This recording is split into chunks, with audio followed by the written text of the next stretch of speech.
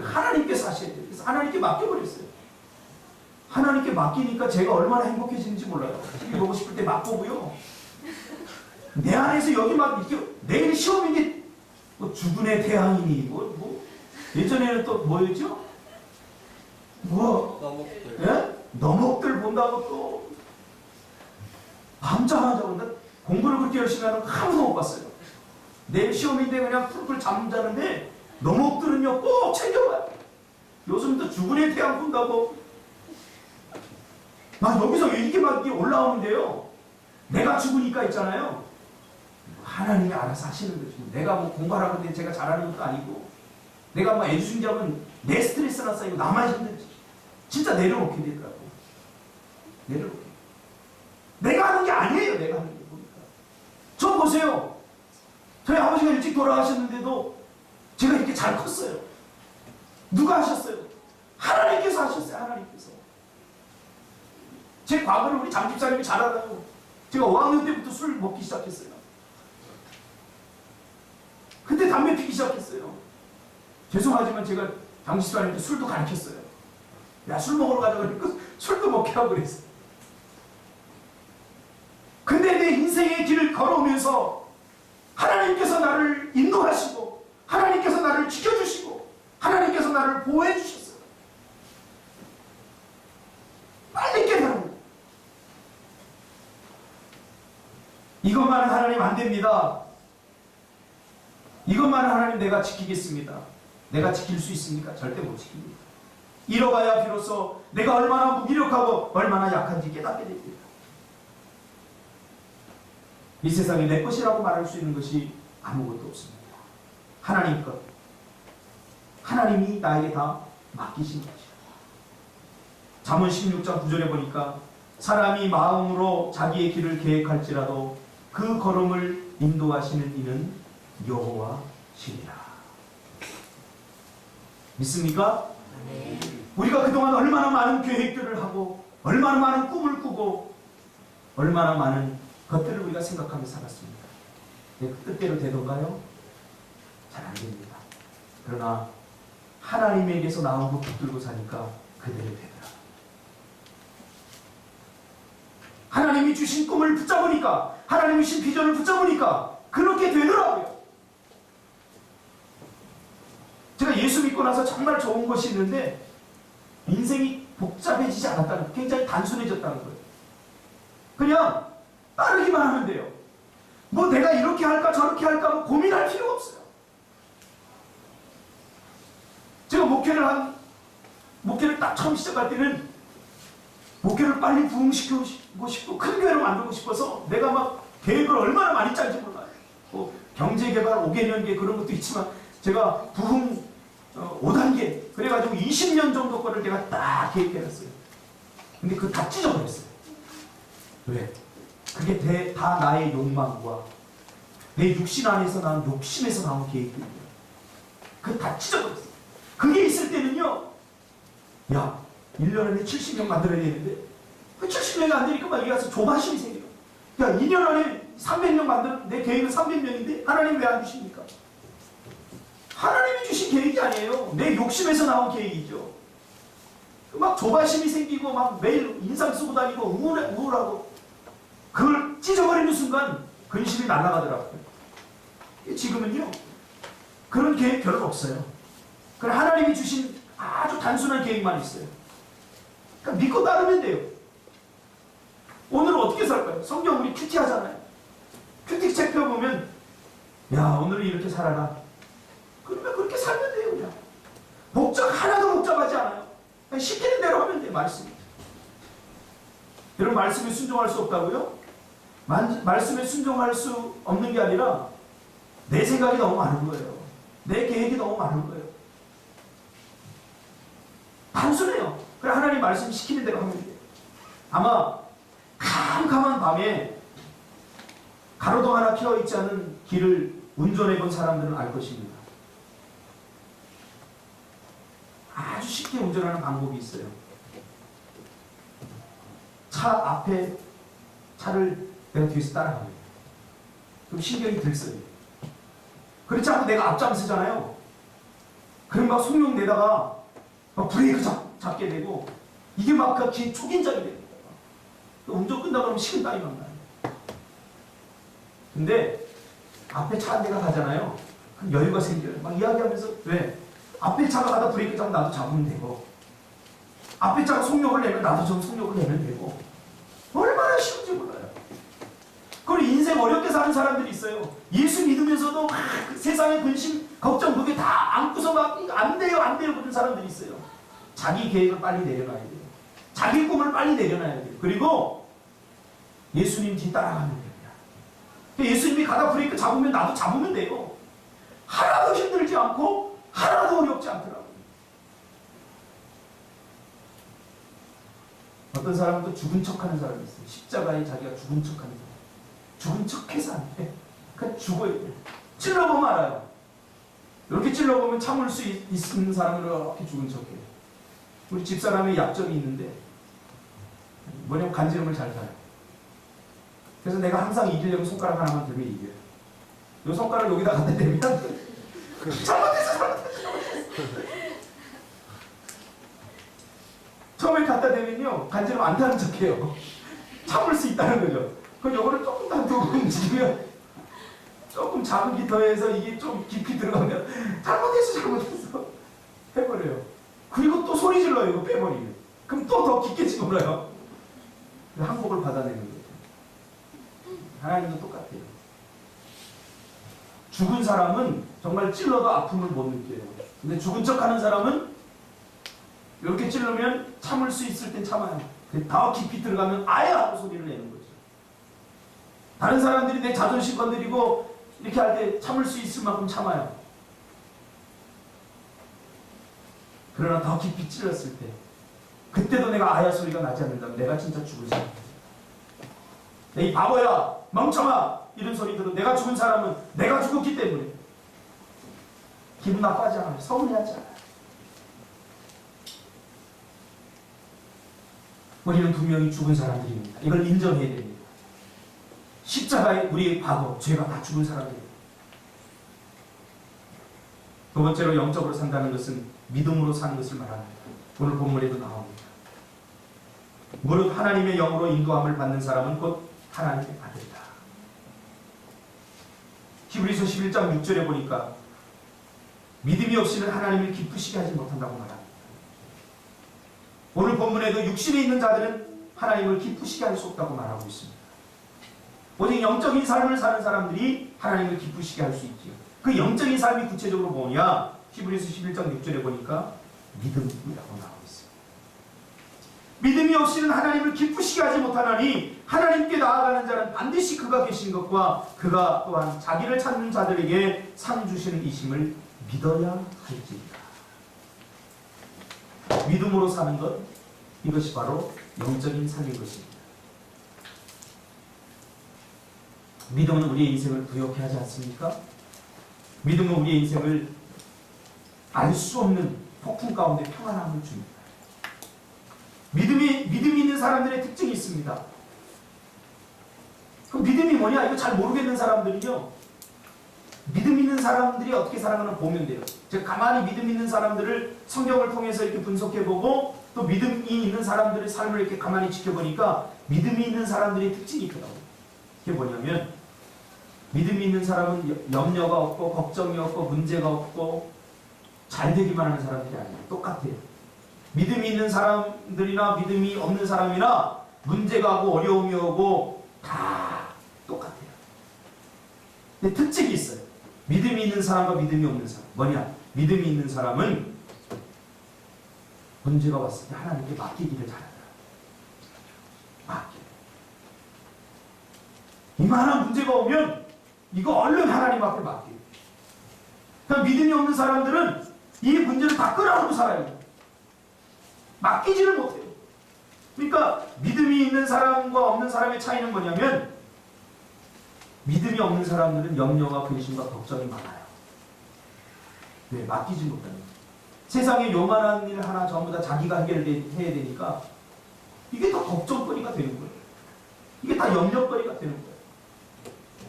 맡기지 못해요. 그러니까 늘 알 수 없는 근심과 걱정이 마음속 깊은 곳에 자리 잡고 있어요. 베드로전서 5장 7절에 보니까 너희 염려를 다 주께 맡겨버리라. 이는 그가 너희를 돌보시리라. 우리 인생의 미래와 우리 인생을 돌보는 것은 자기의 능력이나 자기의 소유, 자기의 어떤 것이 아니라 바로 하나님이심을 믿으시길 바랍니다. 하나님. 정말로 하나님이 내 인생을 돌보고 계시다는 것을 믿는 사람은 내 인생을 하나님께 맡기는 거죠. 맡기는 척하는 게 아니라 맡기는 거죠.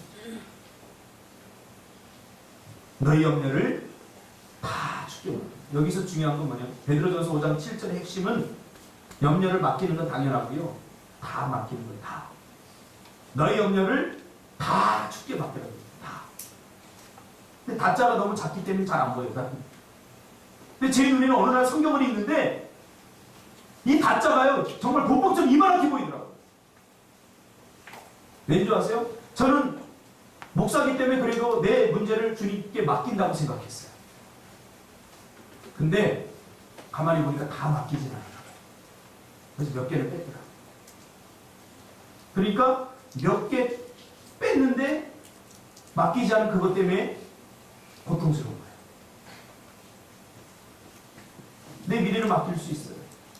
그럼 내 목회는 못 맡기겠더라. 그것 때문에 그 빈틈을 타고 들어와서 나를 염려하게 만들고 걱정.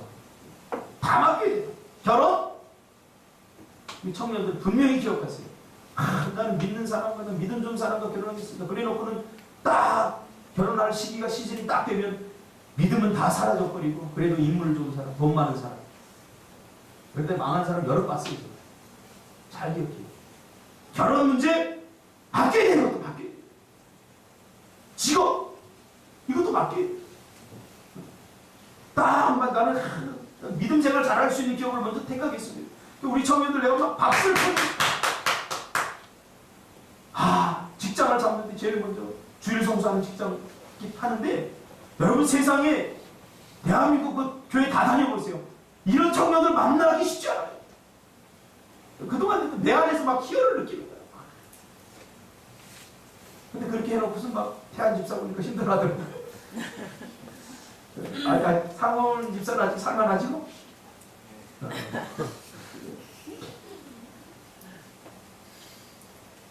다 맡기는데 그런 것들 때문에 직업도 못 맡겨. 요거는 하나님 뺄게요.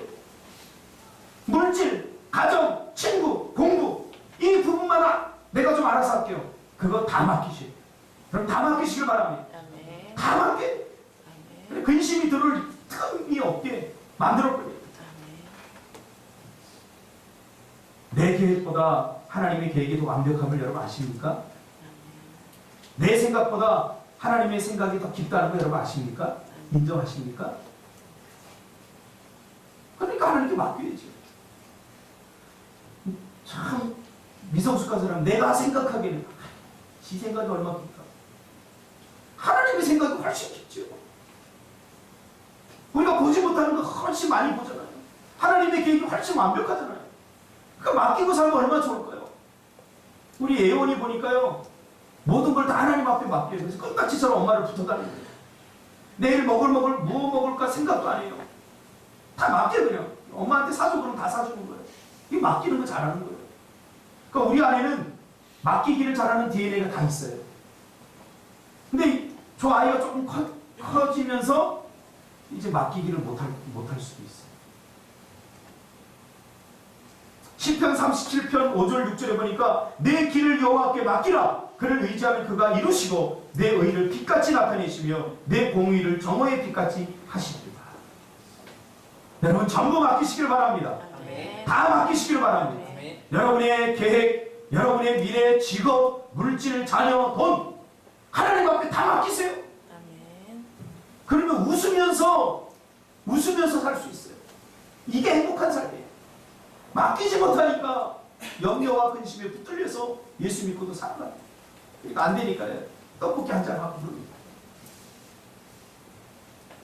믿음으로 사는 사람은 하나님께 묻습니다. 어떻게 할까요? 기도하는 거 보면요 알아요. 기도하는 거 가만히 보면 하나님 주세요 이렇게 해주세요 저렇게 해주세요 그런 사람 아직 맡기지 못하는 사람. 맡긴 사람의 기도는 어떤 줄 아십니까? 하나님 어떻게 할까요?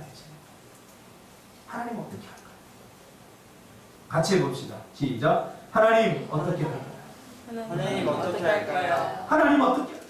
하나님 어떻게 할까요? 이번 우리 오늘 미얀마 선교 발족일입니다.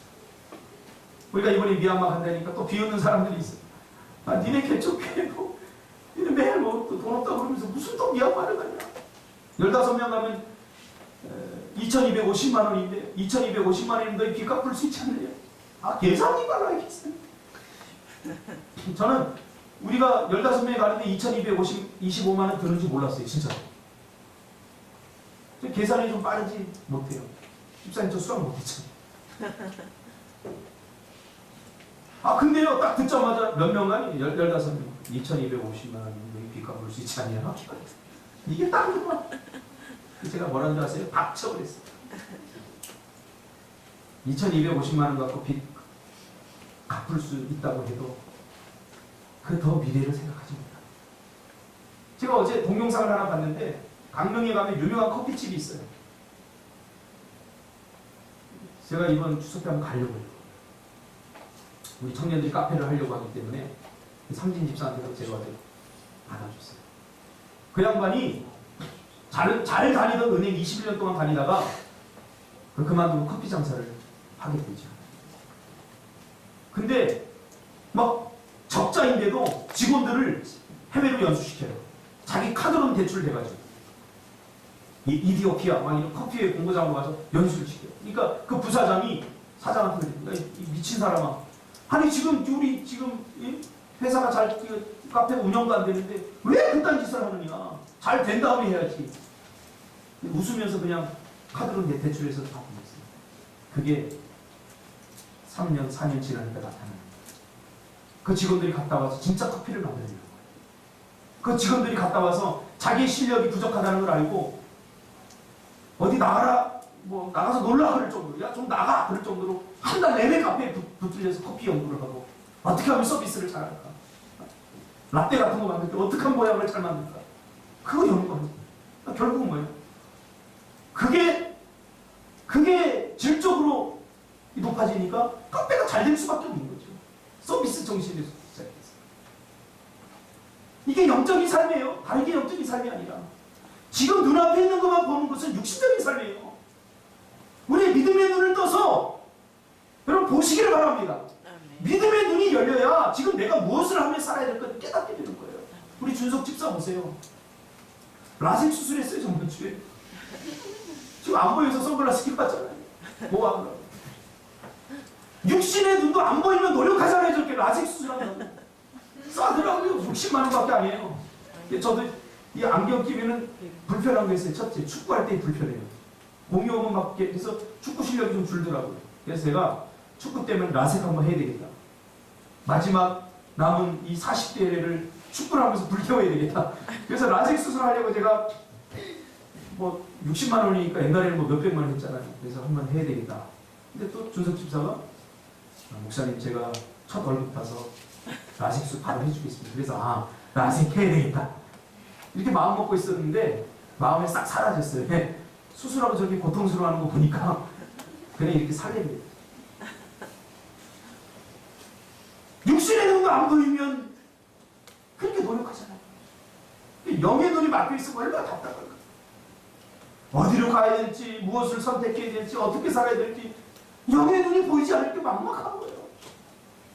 이 시간 예수의 이름으로 명하노니 여러분의 영적인 눈이 활짝 열려질지어다. 아멘. 할렐루야. 아멘. 열려지. 아멘. 영적인 삶을 살면 훨씬 부유해져요. 아멘. 훨씬 행복해져요. 아멘. 이 영적 부유함이에요. 사도 바울을 보세요. 사도 바울의 삶을 우리가 육신적인 삶으로 갈 때 그건 비극적인 삶이에요. 제가 이번에도 성지성교대에 가서 사도 바울이 걸었던 길들을 이렇게 걸어가 보니까 얼마나 외로웠을까, 육신적으로. 그 아레바가 언덕 위에서 설교하는데 그 파르테논 신전 바로 밑이잖아요. 얼마나 사람들이 비웃었을까. 설교를 한 게 아니라 사실은 그 우상에게 절하고 내려오는 사람들에게 그 하나님의 마음을 품고 간절하게 외쳤던 거예요. 이게 가짜다. 이 육신의 보이는 것들이 가짜다. 막 절규하라고 외쳤던 거. 그 외치는 현장에서 얼마나 외로웠을까? 자기 혼자 외쳤으니까. 그러나 사도 바울의 삶은 본인 스스로 고백하기에 자기 삶이 불행한 삶이라고 말하지 않아요. 이 세상에 가장 행복한 사람이라고 말해요. 영의 눈을 떠서 보는 영적인 삶을 사는 여러분들이 되시기를 바랍니다. 아멘. 밥 안 먹으면 배고프잖아요. 말씀을 안 보면 영적 허기를 느끼고, 네? 예배를 안 드리면 뭔가 이게 뭐 사는 것 같지 않아요. 기도를 안 드리면 뭔가 이게 뭐 가슴이 하나 뭐 팔이 하나 떨어지는 나가천 것처럼 뭔가 이게 허전해야 돼요. 배고픔은 잘 느끼면서도 우리 영적인 이 허기나 영적인 이 체험은 우리가 너무나 약하잖아요. 그래서 우리 꿈틀교회 성도들은 영적인 삶이 주는 부요함을, 영적인 삶을 사는 삶을 통해서 이 부요함을 누리시기를 주님의 이름으로 축복합니다. 아멘. 기도하겠습니다.